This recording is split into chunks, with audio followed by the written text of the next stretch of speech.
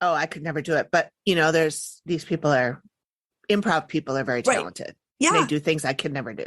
Oh, I can't think that fast on my feet. Right. And I watch Whose Line Is It Anyway? Yes. I'm like, how did they not rehearse that? I used to get anxiety watching it because I kept picturing myself having to do it.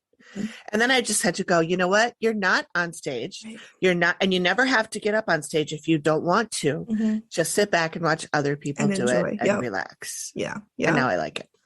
But yeah, I'd be like, oh, I can't do that. I can't do that. And then I'm like, wait, nobody's asking you to. Just fucking calm down. I can't do that. But Amy, we're not telling you to. But I can't do it. But we're not asking you to. I know, but I just I know, but I can't. I get it.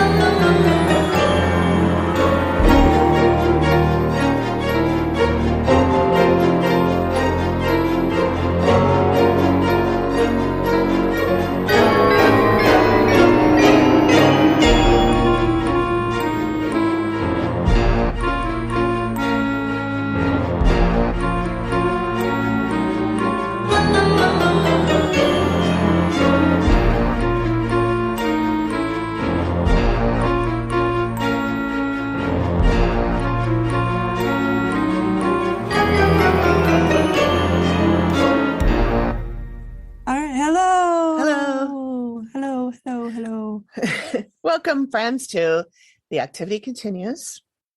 And we are here recording on, February. Can you believe it? No. February 3rd, 2022. Yesterday was 2/2/22. I know. You know what? I noticed that it was going to be that the day before. Mm-hmm. And then yesterday I forgot all about it. Never even crossed my mind.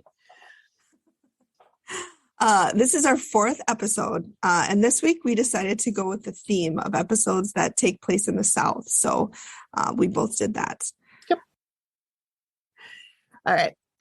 We do have some new Twitter followers. One reminded me to post the sketches. And I'm so glad that they did because I totally spaced on it. And those sketches are creepy. They are. Especially the alien one. From, I think that was that 2? Alien in the very back piggyback ride. Let's see. Oh, and I created a Patreon page just because I was having fun goofing around in there. And I haven't released it yet, but it's there. I've got all the tiers set up. It's all ready to go. If anybody's interested, let me know if you think you want to support us that way. Mm-hmm. And we'll put it out there. Oh, the sketches were on our blog. I forgot to put them on social media, but I did put them on the blog on our website. So I have notes to remember to do it everywhere next time. But if you're ever looking for them or for anything else for that matter, go to the blog. It'll be there. All right. Thanks for doing that. Yeah.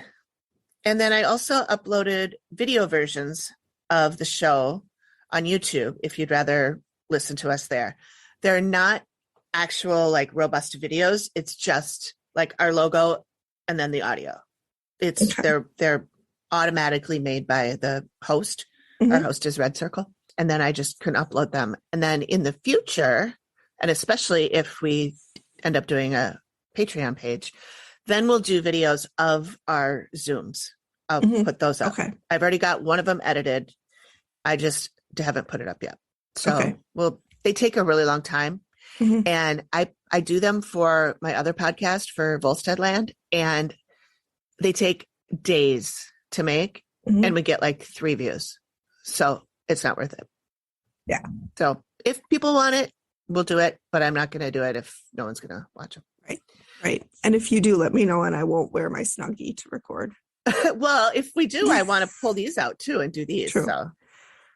Well. Okay. So also we discovered a new podcast this week called Histories and Mysteries. Did you listen to it? I did. I actually am just finishing up the Robert Durst episode. Oh, okay. So they talked about Robert Durst, and now they're talking about the Battle of, was it Shiloh? Shiloh. Uh-huh. Yeah. So they're just finishing talking about that. Okay. Yeah. I That's the liked one I it, listened to too. Yep. Yeah, I liked it too. I listened to the Robert Durst one because I'm fascinated by him. I have been since the Jinx. Yeah. He's so weird. So weird. He's dead now, but he did. Yeah, when he died and the paper said he was 78, I was like, 78? Mm-hmm. Well, he doesn't look a day over 105. I know. I mean, my God, he was falling apart at the seams. Being an evil monster, I guess, takes its toll. I guess. Yeah, he looked rough. Really rough. Yikes. Anyway, side note, his friend, Susan Berman, the one he was convicted of murdering, mm-hmm. She is the daughter of one of the gangsters that we talk about in my other podcast. Yep. Davy the Jew was her dad. Oh my God. That's a terrible nickname. Yeah. He was a tough guy. Yeah. Well, I mean, you can't be a gangster if you're a tough guy. Well, some of them are a little nicer if you're than not others, a tough guy. But he was like ruthless, I guess. Yeah. Listen, I've seen The Godfather. I know how gangsters work. Right. Yeah. Yeah. Anyway, check out Histories and Mysteries, you guys. They cover the whole trifecta: true crime, history, and paranormal. And I will put a link in the show notes. Okay, so this week, Megan will be recapping Scandal in the South, which is season 1, episode 10 on Discovery Plus, but it's actually episode 11 on Hulu. And it originally aired April 27th, 2012. And Amy is recapping Surrounded, which originally aired on June 8th of 2012 on Hulu, season 1, episode 17, but it's season 1, episode 16 on Discovery Plus. Yeah. I didn't realize until I was typing this up that we both picked ones from season 1. Oh, yeah, did we? Both went all the way up to yeah. season 1. And season 1's the one that's all goofy with Hulu versus Discovery. So I think we're going to be done with season 1. I think we're going to just next season 1. Get out. Who goes first this week? I don't even remember. I think you do. Let me just double check. You go first this week. Okay. Okay, so I go first. You go first. I'm number 1. Okay, so this one takes place in Georgia. I thought it was super interesting that I started our show with the later season, and then I went back to season 1, and it's super interesting to see how they've both evolved. And I know I said that before, but it really is, because Amy is so much choppier. Like, she's very just not flowy. She's not fluid. And so I wonder if I don't know if her abilities have increased and she's just gotten better at communicating, with the dead and then communicating with us, or if it was kind of more of a show thing where they wanted her to be choppier, or maybe a little bit of both. But I just noticed that it was a very different dynamic, and it wasn't bad. It was just different. Yeah. Same with Steve. He's much more reserved in the latest episode than in the later episodes. And I think they did a lot more theatrics in the earlier season. Like, every other shot was a slow motion of Steve walking into the house, or Amy going around the stair or something. And it was probably a different director. Yes. Yeah. And I noticed also, like, they would do some sound effects. Yes. That, like, I didn't even really notice them while I was watching, but when I was pulling the sound clips later, I had, singled out something I wanted to pull out as a sound clip. And when I listened to it, and recorded it, listened to it on my headphones, I could hear like in the background, like little whispery, goofy demon voices or whatever in the background. So yeah. And I didn't notice that in the later ones. Yeah. At least not in all the ones I've looked at yet. Maybe they're there, but. Yeah. So I just thought it was interesting. So we are in Casterville, Georgia. So Steve is talking to Cynthia. Cynthia and Ben are staying in this house. They've been there about 5 months, and it's their dream house. It's kind of a a lease to own or rent to own type of a thing. And so they've got there with they're there with their three boys. Steve asked, when did this start? When did you start seeing activity? And she said right away. When they hear stomps in the bedroom, they hear a woman weeping, they see apparitions, they hear things, things go missing from the house. And so the reason she said she called them in was she just wants to make sure that everybody is safe there, mainly her kids. She wants to make sure that her kids are safe. So she'll say, things go missing. For example, her husband, he puts things on his side of the bed, and then in the morning they'll show up on Cynthia's side of the bed. And she was saying her youngest son wanted to play hide and seek with people there. And so he was saying how, there's no one to play hide and seek with. And then all of a sudden he was playing hide and seek with these kids, and they couldn't see these kids. And so they were looking for him. And then the neighbors told them that there aren't any kids in the area. And so then Steve kind of asked, okay, well, is there any history of the house? And here's where the title Scandal in the South comes from. We're going to hear a little bit about it right now and then go into it deeper when Steve does his history thing. But the legend of the house is that in the 1920s, there was a sheriff who was racist who lived here, and he liked to hang Black men in a tree outside of the kitchen. Jesus. Yeah. So then there's a room that Cynthia just does not want to go in. It used to be her art studio. Even when they were going into it, she just visibly did not want to go into it. She kind of stiffened up and was very uncomfortable. Steve was so sweet. He's like, I'm here. It's okay. I'll go in. It's okay. Nothing's going to happen to you. I'm right here. Yeah. He's like, I can see you're upset. I'll go in. And I'm like, Steve, I love you. So she said she worked there about 2 weeks.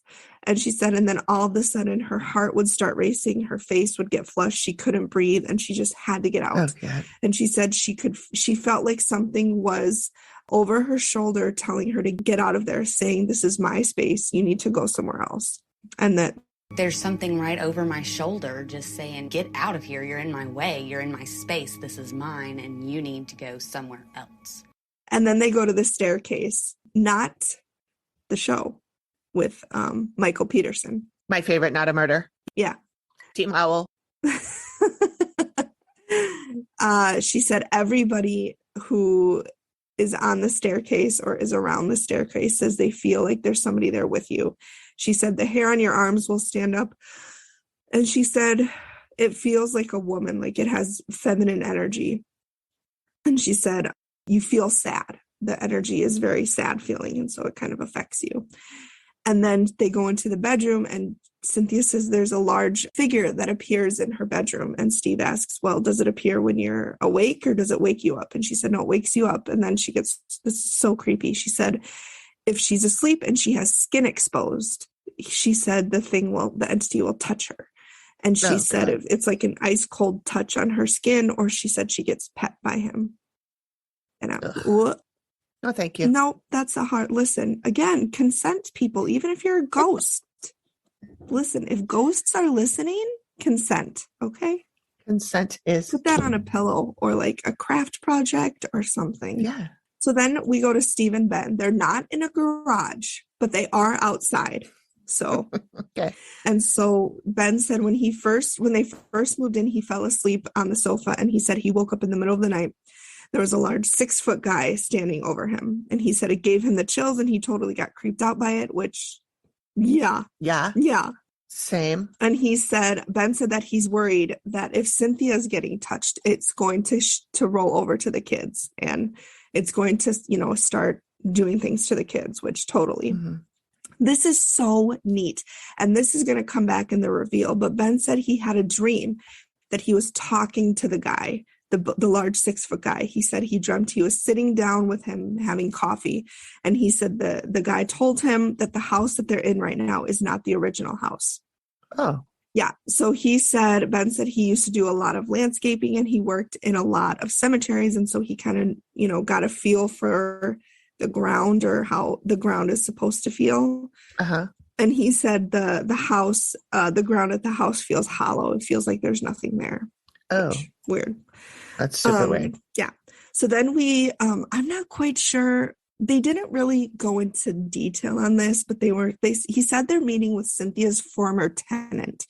So I don't know if when they, did a rent to own, if they were leasing it out, if they were living with this guy and he was maybe subletting a room. They didn't go into detail. They just called him Cynthia's former tenant. Okay. And I think his name was Julian.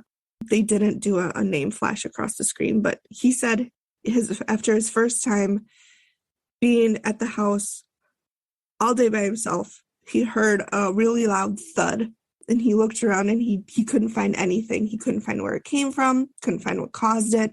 Steve asked, was this, did you hear it again when you were looking for it? And he said, nope, he just heard it one time. But he said he felt really frightened by the house. And he said he felt like there was someone watching him who didn't want him to be there. And he left. And he said, and Steve goes, well, do you think it's safe for the family, for the kids? And he said, no, I don't think it's safe for the little boys to be there. He said he doesn't know what it is, but it's definitely something. And he said he did his best to come up with a logical explanation for what could have caused the thud. And he just said there wasn't any as far as he could discern. So then Steve's like, I'm going to do my own research. So he goes to the courthouse and he, combed through the articles, and we did not get a Rocky montage, which I was a little sad about. Oh, I know. Oh, wow. But he did find there was a chief of police that lived there in the 1920s, and he was fatally shot, and his name was J.B. Jenkins. And so Steve assumes like, oh, he was killed on the job. So then he thought to himself, the people who are going to know about this are going to be the law enforcement, because he was in law enforcement. So he goes to Chief Culpepper. And so we found out that JB was actually Joseph Benjamin Jenkins. He was the chief of police for 12 years, and he was murdered outside of his residence, even though I typed resume. No, it was residence. So the thing that happened, and here's where we're starting to get into the scandal, is he went outside to deal with two black males. And remember, this is 1930 in the South. Okay. So we're dealing with two black males sitting in a car. They're parked, and it turns out to be a stolen car. And so John Willie Clark was in the driver's seat. He was with his brother. We don't ever get his brother's name. So John Willie Clark had escaped from a work camp, and he was sitting outside the chief's home drinking. He tried to leave. The details are a little sketchy.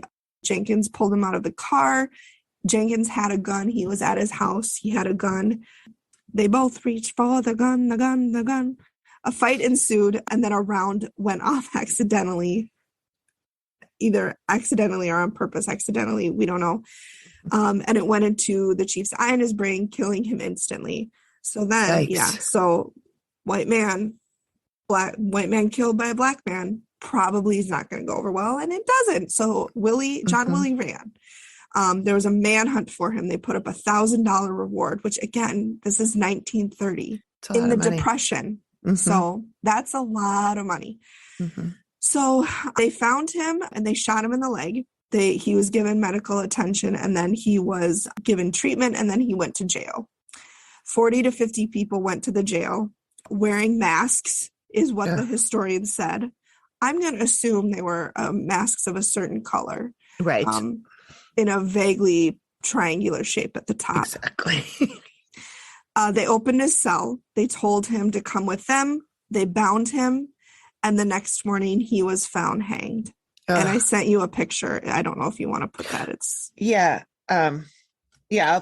I'll post that. So I sent you a picture of that. Yep. And Steve is like, you know what? Something doesn't add up. Why are, these two black men drinking? During Prohibition, they're sitting outside the chief of police's house drinking. Like, it doesn't make sense. Yeah. So he went to meet another historian, and they met in a cemetery, and they met at the gravesite of J.B. Jenkins. And so this is when Steve is like, yeah, you know what? Something doesn't add up, historian. And, it's 1930s. It's the Prohibition. It's a stolen car. It's the chief of police. Like, what's going on? So here's the gossip. Get ready, guys, because we're still in the tea. Get your napkin out. The gossip was that Clark's wife was employed by the family, and she was working in the house. And the chief had been making advances to his wife, had been touching her inappropriately, had been basically exuding his white power over her, given, again, that it was the 30s. He was white, she was black. He was the employer, she was the employee. You see where I'm going with this? Yep. So it's really common, a common story and common belief, at least this is what they said on the TV show, so it's probably true because it's on the television, that amongst the African American community that Clark was justified in going there and justified in defending his wife's honor. You know, I agree with that. You know, this, it's just disgusting if that's what was going on. Yeah. It's sick. Yeah. So Steve is like, okay, well, maybe he broke out of jail. He was sitting in front of his house drinking, building up the courage to go and confront the man who was assaulting his wife, basically.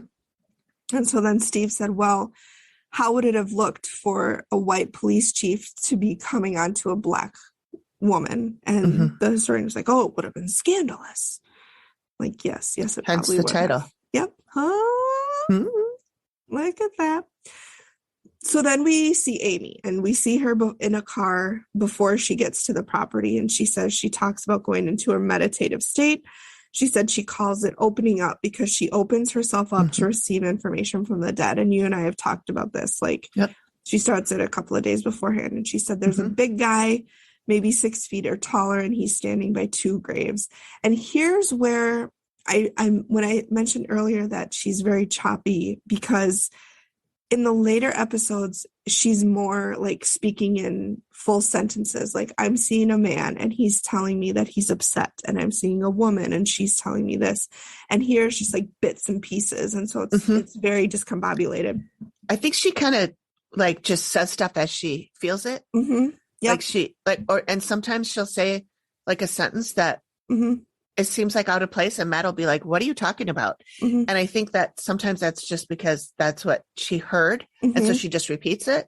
Yeah. Or they're talking through her, but I don't think she's jumped all the time, I think. Yeah. And I'm wondering again, if maybe that was, you know, her abilities got stronger and gave her the wherewithal to be able to, you know, take the message that she's getting and then give it to us coherently. Yeah.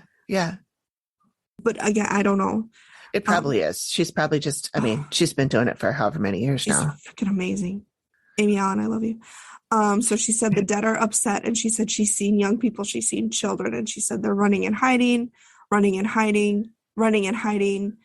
She said they're afraid that something is going to happen to them. They're afraid they're going to get hurt. But you don't know by what? No. So she says there's a person stealing things, and the person is still in the house. And then she said she sees running children again, and she said they're devious. She says they're playing pranks to get attention. But she doesn't know who's taking things. She doesn't think it's the kids taking things. She doesn't see the kids taking things, so she can't say it's them. And then she sees a man, and she said he's a thin man, but he's not the big guy, the guy that first came to her when she opened herself up. And she said, oh, you're here to talk to me, are you? And she said maybe he was the owner. She said bad things happened around him.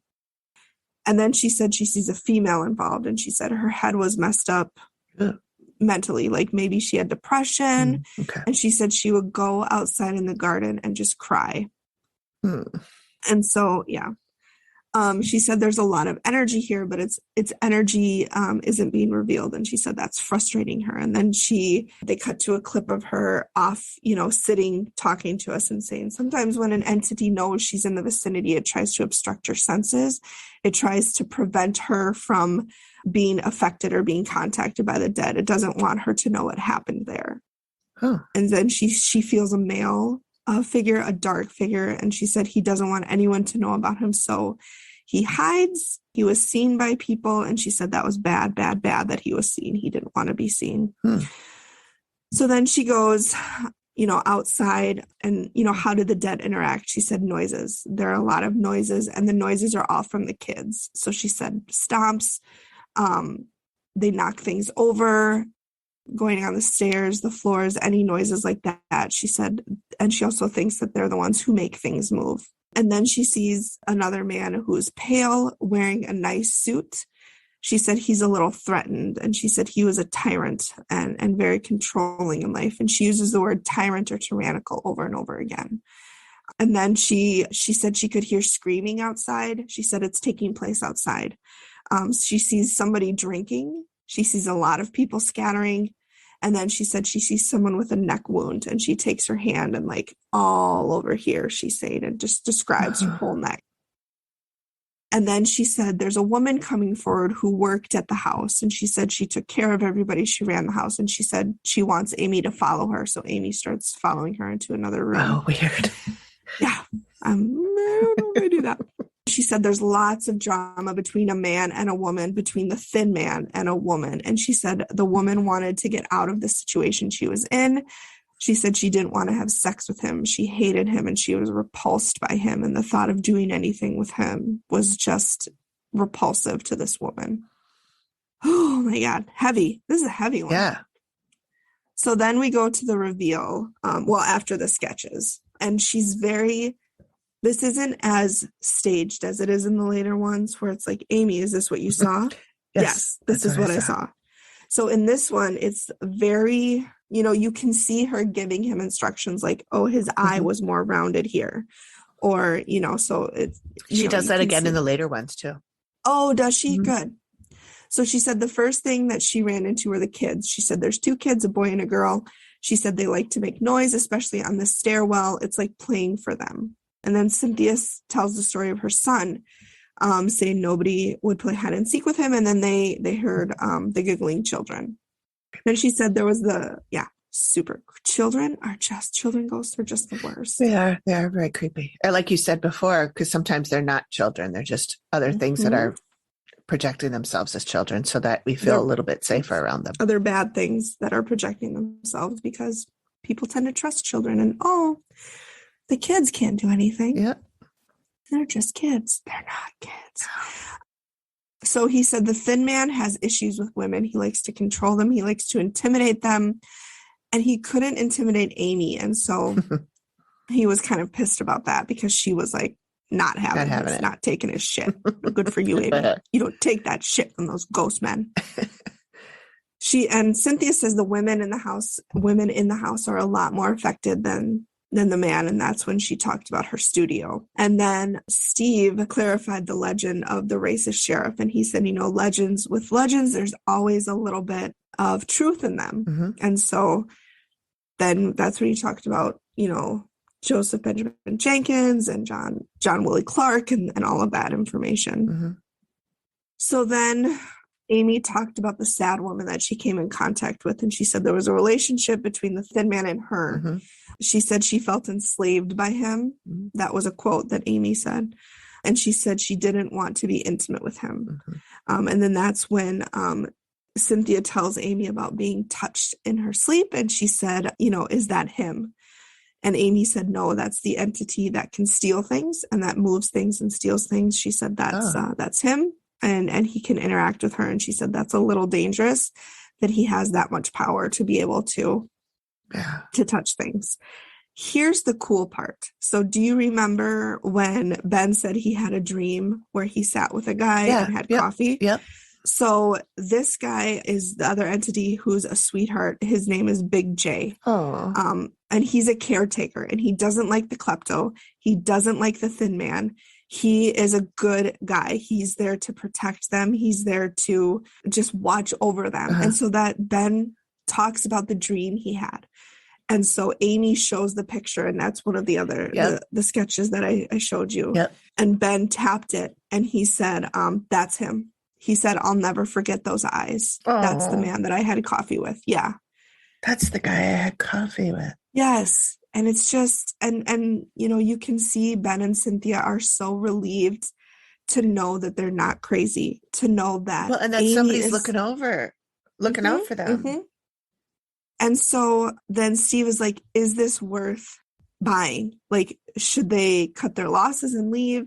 And Amy said, you know what? You can deal with these entities. She said she recommended a basic cleansing with sage and salt to deal with the sad woman. She said, once you do that, her energy will move on.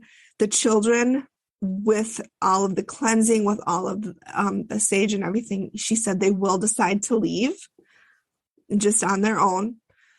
She said the thin man, Amy believes he'll leave when he realizes that he doesn't have any power, that he doesn't have anybody to manipulate, to control. And then Cynthia said, so with this person, this entity that's stealing things in my studio, that's making me uncomfortable, can I just ask him to leave?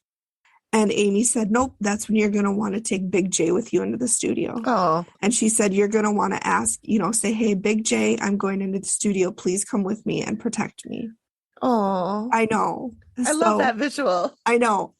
Just this. And it was like this, I pictured him with red hair. I did too. Yes, I pictured him with red hair, this big and bib overalls. And he just looks like a sweet teddy bear. Yeah. And do we know who Big J was in real life? He didn't come up in Steve's. Nope, he didn't stuff? come up in Steve's Interesting. stuff. He didn't, and then since the investigation, the Ivy family has reported no further activity. Oh, so it worked. Wow. Yeah. But I just thought it was good. such a heartwarming story with the Big J and that ghost who's there to watch out for them. Yeah. Mm-hmm. Oh, that's sweet. I like that. I liked the ending of that. It was a brutal history. Yeah. Yikes. But the South in the 30s, not a great place to be. Yep.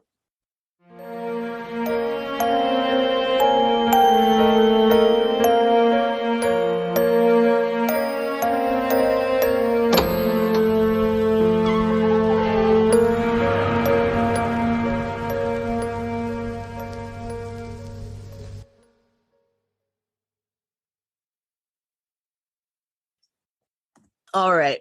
Let's do it. So mine is called Surrounded. It is season 1, episode 16, as we said, number 17 on Hulu, 16 on Discovery. This takes place in Cedar Park, Texas. The woman, Annie, she says she feels trapped in her home by things that are outside her house. Ooh. So this one is more about what's outside than what's inside her home, but there's something there too. The property is in the middle of nowhere, and it's basically surrounded by woods. So it's to a great start, Annie. Yeah, I can imagine that you would feel very small and whatever, alone, isolated, vulnerable, all of that woods around there. Yeah, I don't know. And I'm assuming neighbors are few and far between. Yes, there's no neighbors anywhere. Steve, rolled up and he's like, "You are in the middle of nowhere." So yeah, I don't think there are neighbors at all. And the house is, let's just say it's not the Taj Mahal. So she believes that it is affecting her health. And Steve asks her if she owns or rents, and she says she rents. And Steve says, so leaving shouldn't be difficult at all. And she says, no, it shouldn't be. I should want to run from this property. But she says she feels like it will be the end of the world if she leaves. Oh. Yeah. So you have a connection to this property? An emotional connection like a woman to a bad man. Girl. I'm like, been there. Been there, done that. Yep. Have the t-shirt. So then Amy says when she approaches the area that there's already dead people speaking to her. And she's in the property and the woods near the house, and she's looking up in the trees and sees something up there. I don't like that. Yeah, it gets worse. So then she goes. Why do they also? I'm sorry, I keep interrupting you. Why do they always do these walks at night? I know. Like, let's do it at noon. I feel like the ghosts would still be active at noon. I would think they would. I suppose I often wonder why they do all this theatrical stuff in the value. Dark, and even like in the house, they don't flip on a light. When Amy and Matt are going through there. But yeah, I guess it's to add to the charm. Yeah. I don't know. Yeah. So then she goes in the house and she's sitting on the living room floor, which I thought was kind of odd. She was just like sitting there on the floor. And she said, there's a strong dislike of the people that live in the house. The ghosts do not like the people who live here, the living people. Is Annie there alone? No, Or does she have? There's another guy that lives there. We haven't met him yet, but he is a trucker. And Okay. so he only comes there when he's not on the road, and it's about every 6 months. So he's not there very often. Sure. So Amy says the entities outside do not like the people inside. They don't come into the house because they hate the people so much. But she says they make it known in other ways. And Matt asks how. And she says they knock at the doors. They're knocking at the door. They're shaking the trees. They're hooting and hollering. So then Steve is with Annie and they're outside. It's daytime. And he says, what do you see out here? And she says, Indians. And she, of course, means Native American. Yeah. I yelled, do you mean Native American? Good for, So we don't say Indians. So already because she called them Indians, I started to form a prejudice about her. I just kind of thought she was sort of a, right. We'll find out I was very wrong, which is part of why I like this episode. Okay. Oh, it's got a Shyamalan twist. A little bit. Okay. So she sees. Prepare yourselves. She sees 2 to 4 shadow people, and she watches them moving around in the trees. They are deep black smoke, but contained in the shape of a man. And hate it. Once in the middle of the night, she got up, grabbed her dog, and they went outside. And she saw these figures in hoods and robes. And they came across the yard and walked right into a stone wall that's in the yard and disappeared. Amy. I know. Stop Can it. you imagine? I'd rather not, but now I am. Living there? Why is she going out in the middle of the night? And I don't even remember why she got up and went out, but I know it was the middle of the night. You know, she brought her dog with her. She must have heard something, I'm guessing. But still, if I heard something outside, I don't think I'd go and investigate. I wouldn't be like, you know what I'm going to do? I think I'd be like, I'm going to go outside. Locking everything. I'd be like, what I'm going to do is grab a knife. Yeah. Lock myself in the fucking bathroom. Yeah. Yeah. Oh I'm not the, God. Let's go see what that was. I'm not that person. I'm the let's hide under the covers and hope it goes away. Yeah. That's me. Yep. Me too. Mm-hmm. Okay, so Amy is outside once again, and she sees people making a big bonfire, and they're drinking. And she said there's a reason they're all together. And Matt's asking her what they look like. She says they're all white. Nope. Their clothes are white. Their hair is white. Their skin is white. Their eyes are completely white. And then she says, it's not good. It's bad, really bad. No, I don't want it. So Annie's explaining her health issues to Steve. She has a degenerative disc disease in her back. Jesus. And her pain spikes with the activity. And she feels that something is draining the life out of her. Then we go back to Amy, who says that the activity is causing emotional distress and making people physically sick.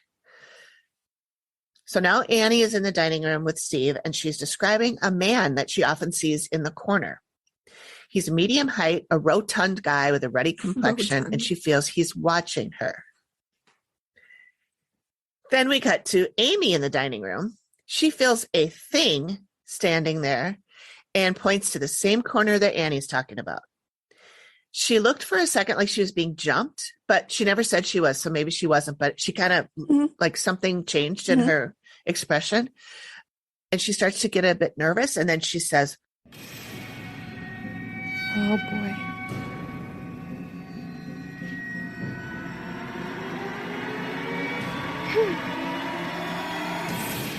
I think it's a shadow person.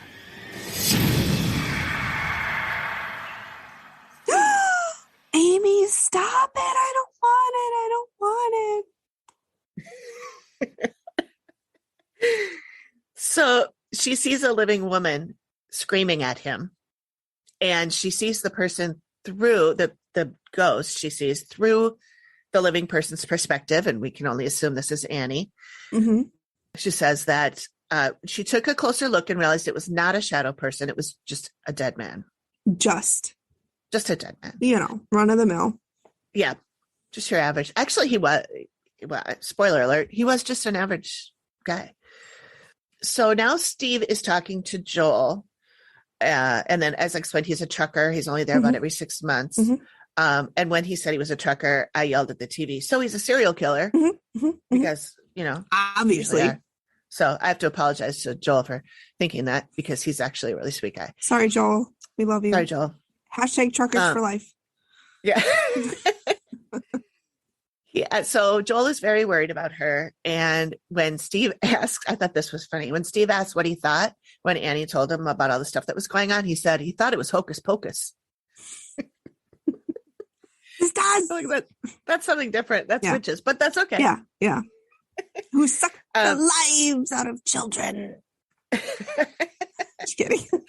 I just saw that movie for the first time last year. Yeah, I don't know. Okay. Did you love it or did you love it? Because I thought it was really good. Oh my God. I can't believe it. I can't believe I missed it when it came out originally. I can't. But. Oh my God. Good. Okay. I liked it. Well, that's a discussion. That's a whole nother discussion for a whole nother time. Okay. So he says he feels an electrical charge when he walks into the bedroom that he sleeps in. It's electrifying. He says he's been touched while he was in bed. He had something stroke his face. And then they cut to the bed and there's a big teddy bear sitting on the bed, which I thought was really cute. I would be out the damn door. I know. I'd be like the Amityville horror people. I'd close on my back and we're done. Yep. Donezo. So then Steve asked him how he feels about the outside. And he says, he doesn't go outside after sunset. And Steve goes, a big guy like you? The guy is taller than Steve. And he says, there's something out there. I feel like I'm being watched. But the stuff he sees inside and in his bedroom was never addressed again. So I don't know if it's the dead guy that's in the house that's touching him, but that would seem weird. They don't talk about it. Either it was covered and they cut it out, or it just never came up again. So I still don't know who's messing with Joel in the house. Poor Joel. I know. So Joel tells Steve that he's been grabbed in the driveway. Somebody grabbed him and yelled, "Hey." Yeah. He sees things in the trees. Bye. He sees things in the trees looking down at him.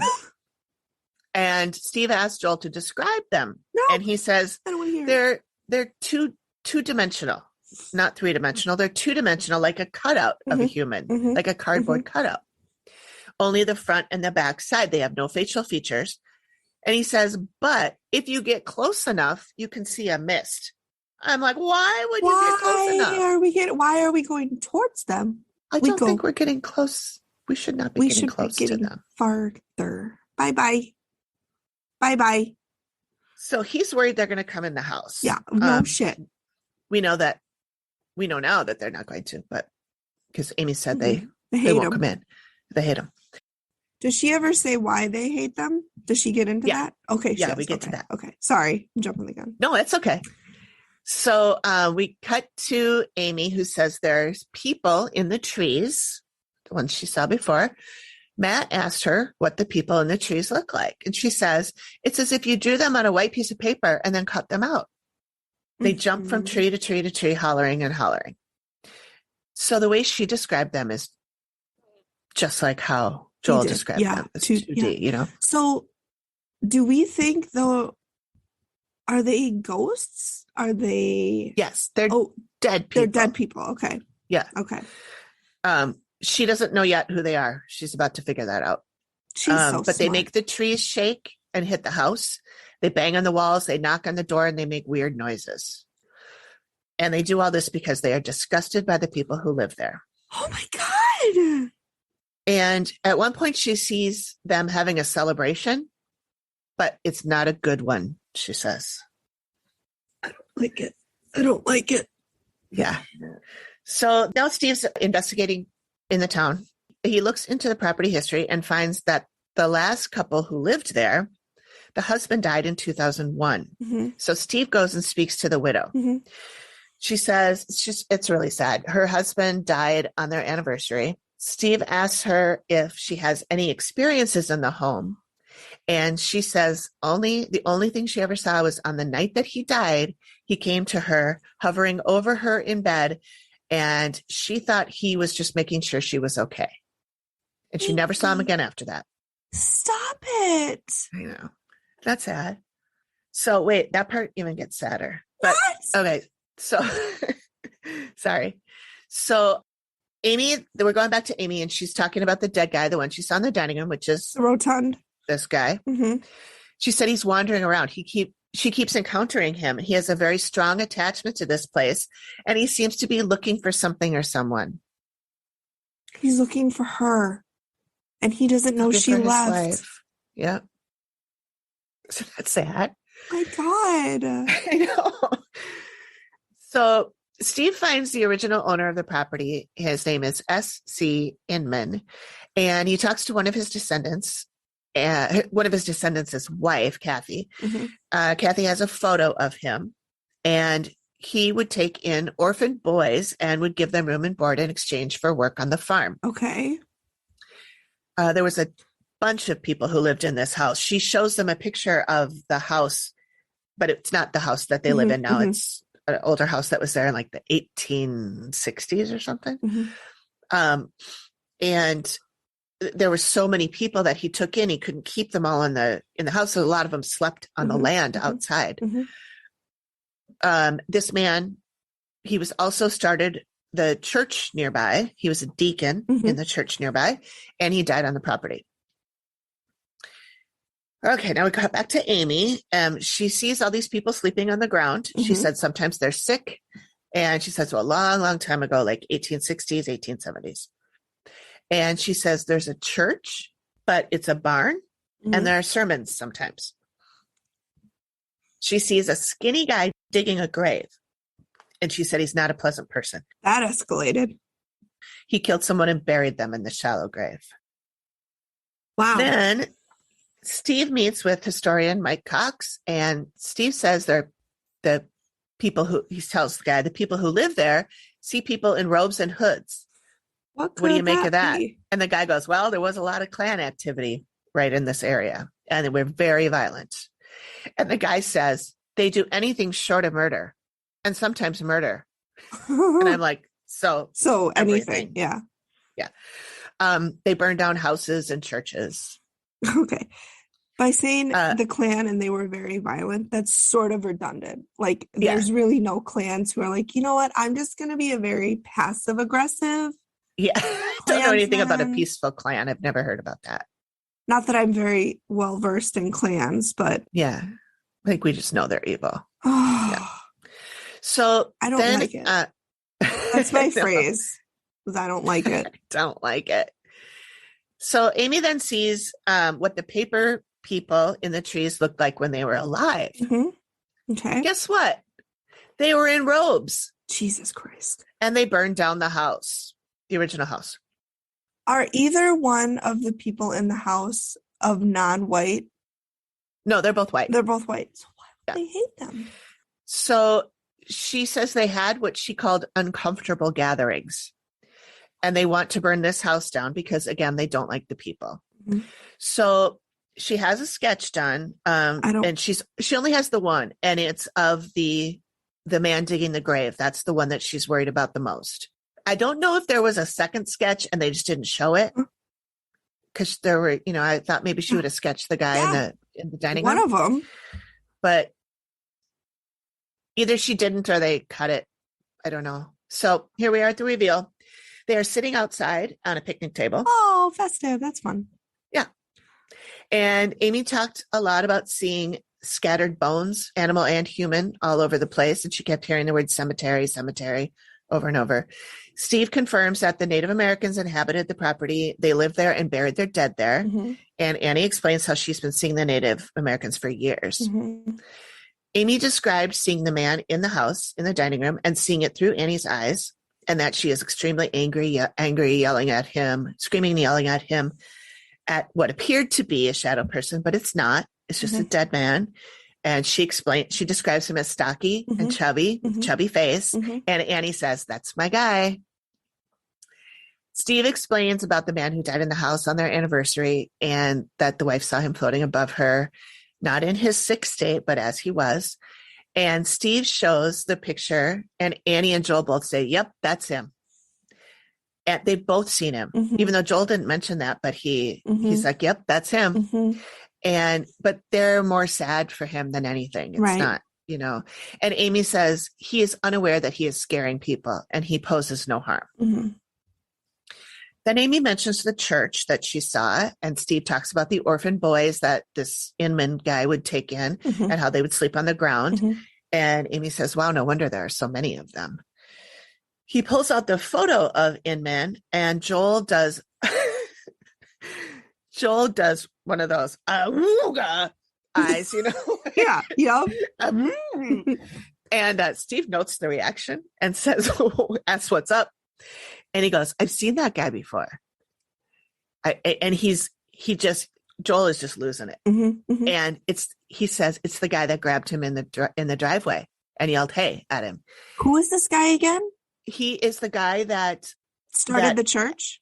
The church. Had all the boys and took them in. Had all the kids there. Okay. I am sending you the sketch right now. The sketch is very surely Inman. And he says, I've seen that guy before. That's the guy that grabbed me in the driveway. And it looks just like him. The nose, especially. That is identical. Isn't that crazy? The nose, the eyes, even the hair. Exactly. Yeah. Even the hair. The top part of the hair. Yeah. The facial hair is a little different, but yeah. But it looks just like him. Yeah. Oh my God. Yes. Yeah. So then Amy starts talking about the people in the trees. And as soon as she said that, Steve and Joel just look at each other with like amazement. They're like, oh my God, that's it. She explains how they jump around in the trees, and she describes how she saw them, the white people on white paper cutout. And I'm going to pop in the voice of Joel, because as she's explaining that, they show Joel and he's shaking his head and he's smiling and he goes, this is crazy. And Amy thinks he's referring to the fact that there are paper people in the trees. This is crazy. I know it's really bizarre. I know it's strange. And they were like, oh, okay. This is nuts. You just described exactly what I've been... Really? Exactly. I mean, you couldn't get more to a T what I see. You just confirmed I'm not crazy. Literally, I see exactly what you just described. Wow. God, she's so gifted.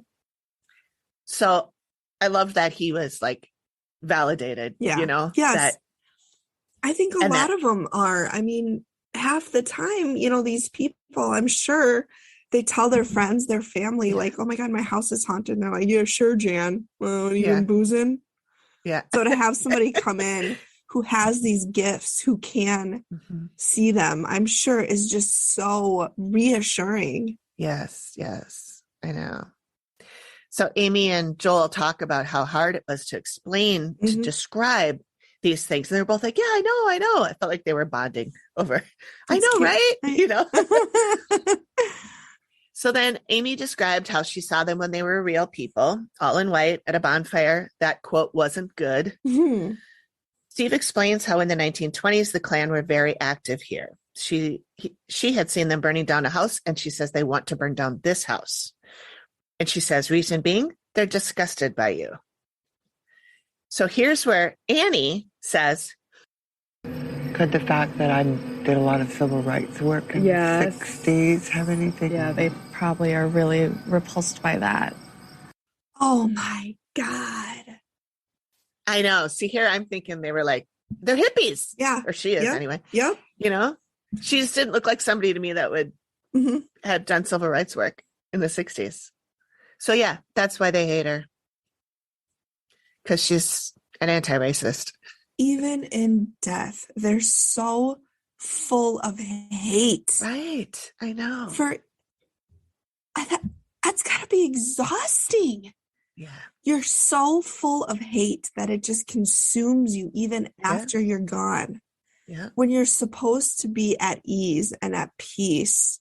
Yeah. I can't imagine being that full of hate. No, it's got to be just can't mentally and physically draining. Yeah. Even when you're alive, it's just got to be. I can't. That's so sad.